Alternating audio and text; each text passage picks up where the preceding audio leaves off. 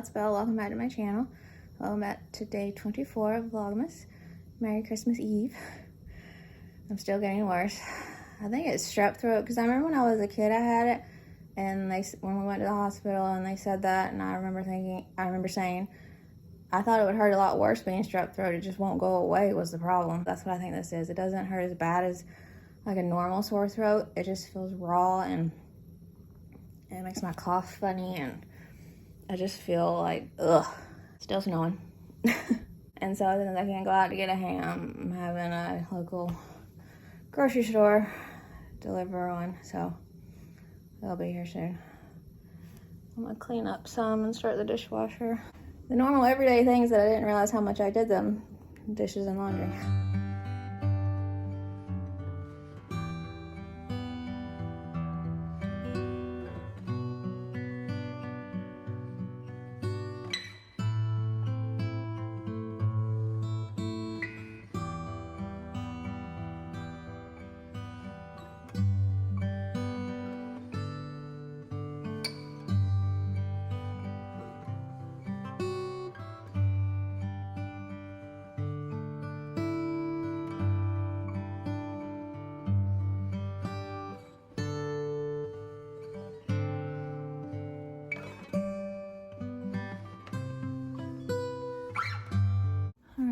I explained yesterday but when I was doing my closet, but I wanted to clean out the bottom of it badly just because it looks bad, just because certain things are so poofy, like big sweaters and certain things that would go in the drawer, that I fold them up and put them at the bottom of my closet instead of hanging them up and have them, or put them in the drawer and have them take up more room than they should just because they're so poofy.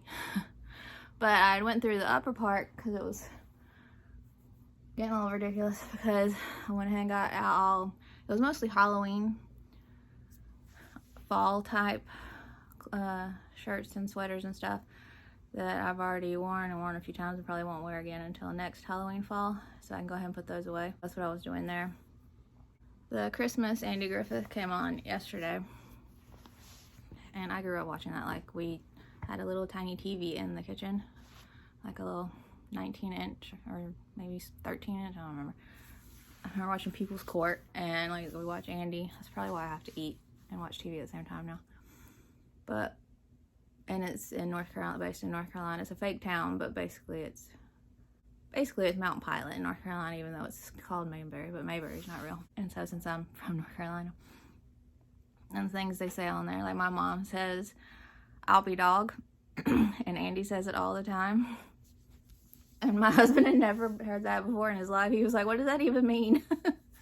Because he's from, you know, the Midwest, so it's just, I love it. But I have the DVD of the Andy Christmas specials. They're in color though, I think, but since I watched it in black and white, I'll be fine. I like them better in black and white. And I think the pickle episode's on that one, and I love the pickle episode, Aunt Bee's pickles. And I have the Lucy Christmas ones. I think I have another one that has classic Christmassy, so I might pull those out. I watched National Lampoon's Christmas Vacation again the other day just because it's one of my favorite movies of all time, really. But this might be the first Christmas in a long time that I'm just ready for it to be over. And I just want to put the living room back the way it's supposed to be, and just because my pup's not here. But I'm grateful for what I do have. I don't ever want to sound like I'm not grateful. I try to make my husband feel that way too, because I'm so grateful and lucky and blessed to have him and my family.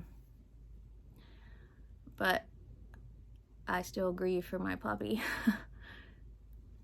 So I'm not going to minimize my grief or minimize my love and gratefulness for my husband and family either. Like, it's hard to explain and hard to feel. So grateful, but I'm still so destroyed. When I got her, when she was really a puppy, I called her my ride or die. She's the one that never left me, never gave up on me, was always there for me. I was always with her. Especially after we met my husband. So all those years with my husband, I got to stay home with her. And then after she got sick, so 3.5 years, she was never alone. Like, we never left her home. Like, when we did before she got sick, I had cameras in the house because my anxiety, I had to be able to see her and see what she was doing, make sure. And everything was always done to where she couldn't get in anything and nothing. Like, I was was just always like that even before she got sick. I didn't want her, if she went outside, she was not alone ever. I didn't want her eating something or someone get something getting at her. But anyway, so 3.5 years of never being without her, except for like a year ago when I first got my nails done. And it had been like 2 years since I had done them. And I'd go and my husband would stay home with her. That's the only time. Or if I had a doctor's appointment, which was rare, and he'd sit in the car or stay home with her, or sit in the car with her while I was in the doctor's office. So that's the only time like I'd be away from her. So to go from always being with her to now her just being gone. To take her in, like I knew something was wrong because of everything that was going on, like what was happening at home, but you thought they'd be able to fix it because everybody blew off your concerns like it's nothing serious.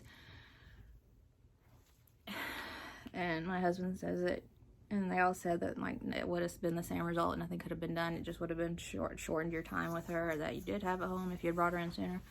Yeah, but to me she was suffering, so because she was sick, she didn't want to eat, and then she would eat, and then she didn't want to eat, and then her upset stomach. And that's selfish, I didn't like seeing her like that. Anyway,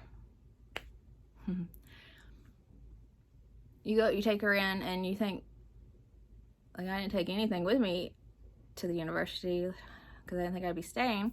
You think you're going to take her in and then they're going to give her back to you and you're going to bring her home. So it's just very hard when that doesn't happen. Anyway, here I go again. I think since I updated last night, all my readings the same. I started the Maya book. I haven't got very far in, but liking it so far. So, I started the book that was sent to me. I'll talk about it later so I don't say the publisher wrong or what it is wrong, but I think I'm really going to like that. It's a look into Christmas carols and their origins and what they mean and stuff. Alright.